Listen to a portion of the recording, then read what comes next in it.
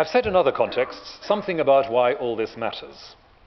Let me illustrate it by looking briefly at one particular situation.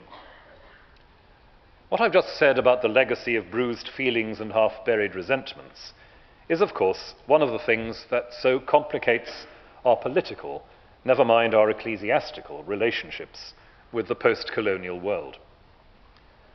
Nowhere is this more apparent than in Zimbabwe at the moment. A history scarred by exploitation and deep racial injustice can all too easily be used, as it has been there, to turn aside every criticism and even to refuse any proper help when a local regime has fallen victim to its own incompetence, corruption, and self-delusion. It has been that much harder for many in this country to know how to respond to the needs of Zimbabwe for fear of simply reinforcing stereotypes of colonial patronage and misunderstanding. And we've tried to take our cues from those on the ground locally who are seeking justice and change. In many circumstances, the local church would be the first group we'd turn to in this attempt to listen and understand. But as we're well aware, this has not been straightforward in Zimbabwe. We have had some in leadership positions who have been uncritically supportive of a violent and lawless administration.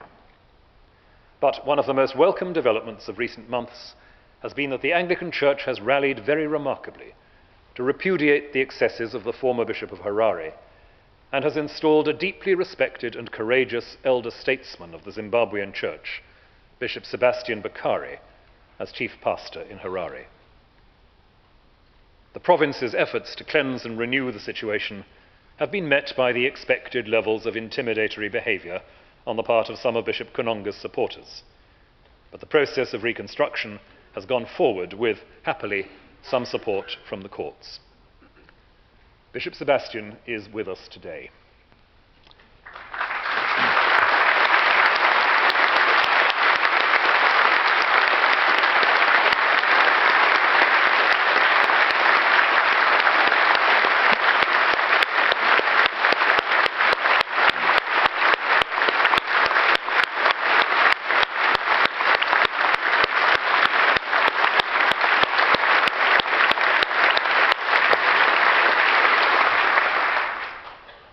And it's a privilege to greet him on behalf of this Synod and of the Church of England.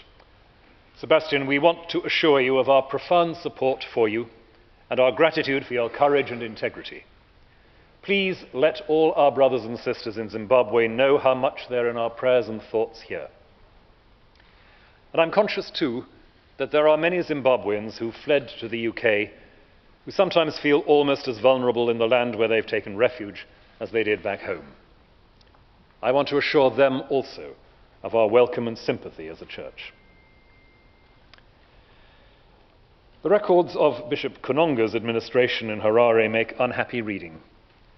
A story of conflicts and threats and the refusal of both outside challenge and outside help. Last year, Bishop Kunonga announced his decision to separate from the province of Central Africa, citing in support the liberalism of that province on issues of sexual morality. This at least simplified some issues. I had already indicated that I should not be happy to invite him to Lambeth while serious charges in the ecclesiastical courts were still unanswered, but his decision has left him isolated from the life of the communion, and his episcopal acts cannot now be recognized as part of that life. But his preposterous charge against his province illustrates exactly something I noted last year in this synod: the possibility of using conflicts in the communion as an excuse to pursue self-seeking agendas in various contexts, and the great danger this poses in divided or fragile local churches. We saw it in Sudan, and now here it is in Central Africa. It underlines the need to find ways of resolving or containing disputes in the communion that do not leave quite so much room for opportunistic posturing of this kind. In recovering the moral initiative so decisively in Zimbabwe, the Central African province has drawn deeply on its own resources, but it has also benefited from the solidarity and practical support given from elsewhere in the communion, notably from the Diocese of Southwark in our own church and the Diocese of Rochester also. And of course from the unforgettably dramatic and effective public support of Archbishop Sentemu. The possibility of appealing in times of crisis and inner struggle to sister churches is a crucial element in the life of any church that calls itself Catholic. And I have to repeat that when I underline the importance of recovering a proper sense of what it is for the communion to be a Catholic body, this is near the heart of what I have in mind. The Archbishop of York's decision last week to respond to an urgent call from Kenya to go and assist there with mediation and peacemaking is simply another instance of what this means. He should be with us again, I should add, early tomorrow. And if I may mention it only briefly, the work that's grown up around Lambeth Palace in the last 3 years to service the development needs of several African provinces by helping to broker aid from various sources is grounded in the same vision of active Catholicity as a form of mutual service. And that gives me a chance to pay public tribute to the dedication and imagination of the International Development Team at Lambeth and those who've worked with them, often at some risk and hardship.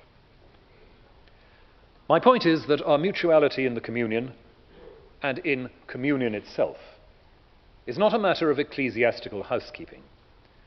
It's also about helping one another to be the church in any given place.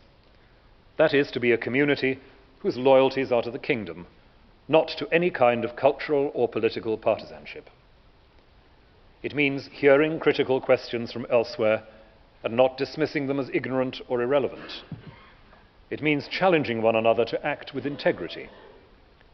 But it also means a degree of care and hesitation about assuming at once that you know how things work in another context.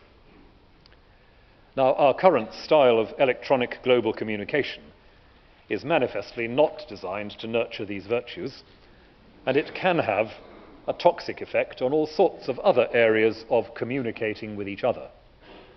And we remain, thanks to original sin, much in love with talking about rather than with one another at the best of times. My deepest hope and prayer for Lambeth is that it will be a decisively countercultural event. Whether or not we arrive at some unimaginable solution to both our theological and our structural challenges, I hope we shall at least have shown that it's possible to think and speak with one another in the presence of God. And now I think about it, that is, of course, what Synod itself seeks to do. So please continue to pray for the Lambeth Conference. Pray that it may find new ways forward that will restore and deepen confidence in our communion and trust between us, and that it may help to open up reconciliation for those who have felt injured or marginalized in any setting. But pray even more that it will be a context where, by thinking and speaking together in the presence of God, all of us may be set free to be more fully the church God calls us to be wherever we may find ourselves. Which is also, of course, the real issue in what I spoke about in the earlier part of this address. So may God in this Lenten season help us move more deeply into the mystery of our baptism, into the fellowship, into the communion of the crucified and risen Christ. Thank you.